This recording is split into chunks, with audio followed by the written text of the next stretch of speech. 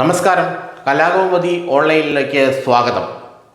Orthodox സഭയുടെ Malankara orthodox സഭയുടെ സ്വന്തം പുത്രിയാണ് നമ്മുടെ ആരോഗ്യമന്ത്രി വീണ ജോർജ്. 2016-ലും 2021-ലും വീണ ജോർജിനെ നിയമസഭയിലെത്തിച്ചത് CPMൻ്റെ കഴിവ് മാത്രമായിരുന്നില്ല, ഓർത്തഡോക്സ് സഭയുടെ വിജയം കൂടിയായിരുന്നു അത്. കോൺഗ്രസിനെതിരെ ഓർത്തഡോക്സ് സഭ കടുത്ത നിലപാട് എടുക്കാൻ തുടങ്ങിയിട്ട് കാലം കുറേയായിരുന്നു. വീണ ജോർജിലൂടെ ഒരുതരം മധുര പ്രതികാരമാണത്രേ ഓർത്തഡോക്സ് സഭ വീട്ടിയത്. പിണറായി വിജയനാകട്ടെ ഹൃദയവിശാലതയോടെ 2021-ൽ വീണ ജോർജിന് മന്ത്രിസ്ഥാനവും, അതായത് ആരോഗ്യ മന്ത്രിസ്ഥാനവും നൽകി. വീണ ജോർജ് ഇത്തവണ മത്സരിക്കില്ല എന്നാണ് പറഞ്ഞു കേട്ടിരുന്നത്. കാരണം 2 തവണ മത്സരിച്ചവർക്ക് സീറ്റ് വേണ്ട എന്നുള്ള ഒരു നിലപാടിൽ CPM ഉറച്ചു നിൽക്കുമെന്ന് കരുതിയപ്പോഴാണ് തിരഞ്ഞെടുപ്പ് ജയിക്കേണ്ട ആവശ്യകതയോർത്ത് 2 തവണ മത്സരിച്ചവർക്ക് സീറ്റില്ല എന്ന നിബന്ധന പാർട്ടി മാറ്റിയത്. ഇതോടുകൂടി വീണ ജോർജിന് ആറന്മുളയിൽ, അതായത് പഴയ പത്തനംതിട്ടയിൽ മത്സരിക്കാനുള്ള വഴി തെളിഞ്ഞു. ഇതോടുകൂടി ചങ്കിടിച്ചത് പത്തനംതിട്ടയിലെ CPM നേതാക്കളുടേതാണ്. 2026-ലെ തെരഞ്ഞെടുപ്പിൽ വീണ ജോർജ് ഉണ്ടാകില്ല എന്നാണ് അവർ കരുതിയത്. പലരുടെയും മനസ്സിൽ അതുകൊണ്ട് ലഡു പൊട്ടുകയും ചെയ്തിരുന്നു. എന്നാൽ അമ്പരപ്പിച്ചുകൊണ്ട് വീണ ജോർജ് വീണ്ടും ആറന്മുളയിൽ മത്സരിക്കുകയാണ്. എന്നാൽ ഇത്തവണ ഒരു പ്രശ്നമുണ്ട്. വീണ ജോർജിന് പണ്ടത്തെ പോലെ, എന്ന് വെച്ചാൽ കഴിഞ്ഞ 2 തെരഞ്ഞെടുപ്പിലും കിട്ടിയ ആനുകൂല്യങ്ങൾ ഇത്തവണ ഇല്ല. ഒന്നാമത്, ക്രൈസ്തവ സഭകൾ പൊതുവെ പിണറായി സർക്കാരിനോടും CPMനോടും അകലം പാലിക്കുകയാണ്. അത് കഴിഞ്ഞ തദ്ദേശ സ്വയംഭരണ സ്ഥാപന തെരഞ്ഞെടുപ്പിൽ നമ്മൾ വ്യക്തമായി കണ്ടു. ക്രൈസ്തവ സഭകൾ പഴയ പിന്തുണ ഇപ്പോൾ CPMന് നൽകുന്നില്ല.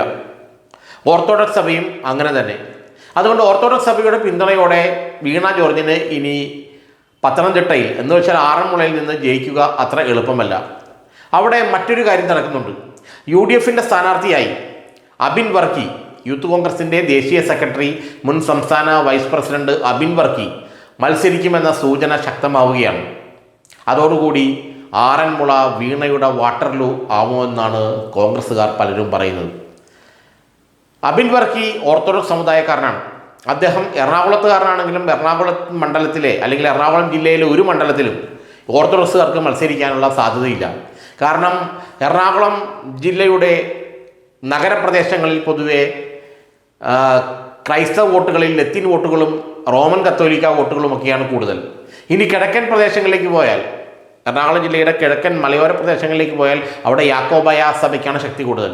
പിറവം, മൂവാറ്റുപുഴ, കുന്നത്തുനാട്, കോതമംഗലം, പെരുമ്പാവൂർ എന്നീ 5 നിയമസഭാ മണ്ഡലങ്ങളിൽ ലത്തീൻ സഭ എങ്ങനെയാണോ എറണാകുളത്തിൻ്റെ പരിസര മണ്ഡലങ്ങളിലും ശക്തിയായിരിക്കുന്നത്, അതേപോലെ യാക്കോബായ സഭ എറണാകുളം ജില്ലയുടെ കിഴക്കൻ പ്രദേശങ്ങളിൽ ശക്തമാണ്. ഈ യാക്കോബക്കാർക്ക് ഒരു കുഴപ്പമുണ്ട്, അവർ ഈ ഓർത്തഡോക്സുകാർക്ക് വോട്ട് ചെയ്യില്ല. അത് ഒരു സഭാ തർക്കത്തിൻ്റെ അല്ലെങ്കിൽ പാരമ്പര്യ വൈര്യത്തിൻ്റെ ഒരു സംഭവമാണ്. അതുകൊണ്ട് തന്നെ അബിൻ വർക്കിക്ക് എറണാകുളത്ത് എവിടെയെങ്കിലും നിന്ന് ജയിക്കുക, തൻ്റെ ജില്ലയായ എറണാകുളത്ത് നിന്ന് ജയിക്കുക അത്ര എളുപ്പമല്ല. അങ്ങനെയാണ് അബിൻ വർക്കിക്ക് ഏറ്റവും പറ്റിയ സ്ഥലം, ഏറ്റവും പറ്റിയ മണ്ഡലം, ജയിക്കാൻ സാധ്യതയുള്ള മണ്ഡലം. വീണ ജോർജിനോട് ജനങ്ങൾക്ക് വലിയ എതിർപ്പും പിണറായി ഭരണത്തോട് വലിയ ജനവിരുദ്ധ വികാരവും ഉള്ള ഒരു സ്ഥലത്ത്, പത്തനംതിട്ട ജില്ലയിൽ കഴിഞ്ഞ തദ്ദേശ സ്വയംഭരണ സ്ഥാപന തെരഞ്ഞെടുപ്പിൽ UDF തൂത്തുവരികയാണ്. അതുകൊണ്ട് തന്നെ ഇത്തവണ അബിൻ വർക്കിയെ വീണ ജോർജിനെതിരെ മത്സരിപ്പിക്കാനുള്ള നീക്കവുമായി UDF മുന്നോട്ട് പോവുകയാണ്. അപ്പോഴാണ് യഥാർത്ഥത്തിൽ അവിടെ CPM നേതാക്കൾക്ക് ആശ്വാസമായത്, വലിയ ആശ്വാസമായവർ. കാരണം അബിൻ വർക്കി വന്ന് നിന്ന് കഴിഞ്ഞാൽ വീണ ജോർജ് പിന്നെ ജയിക്കുന്ന പ്രശ്നമേ ഇല്ലെന്ന് CPM നേതാക്കൾ തന്നെ വിധി എഴുതി കഴിഞ്ഞു. കോൺഗ്രസ്സുകാർക്കാണ് പിന്നെയും സംശയം, CPMകാർക്ക് ഒരു സംശയവുമില്ല അക്കാര്യത്തിൽ. അതുകൊണ്ട് ഇത്തവണ ആറന്മുള വീണ ജോർജിൻ്റെ വാട്ടർലൂ ആകുമെന്നാണ് പറയപ്പെടുന്നത്. ഏതായാലും അബിൻ വർക്കി അവിടെ മത്സരിക്കുകയാണ്. 2 ഓർത്തഡോക്സുകാർ തമ്മിൽ മത്സരിക്കുകയാണെങ്കിൽ അപ്പുറത്ത് മത്സരിക്കുന്ന BJP കുമ്മനം രാജശേഖരനിൽ ആരായാലും അവർക്ക് കുറച്ചധികം വോട്ടുകൾ കിട്ടുമെന്നുള്ളത് യാഥാർത്ഥ്യമാണെങ്കിലും ഇത്തവണ വീണ ജോർജിന് ആറന്മുള കടന്നുകൂടാൻ അത്ര എളുപ്പമല്ല.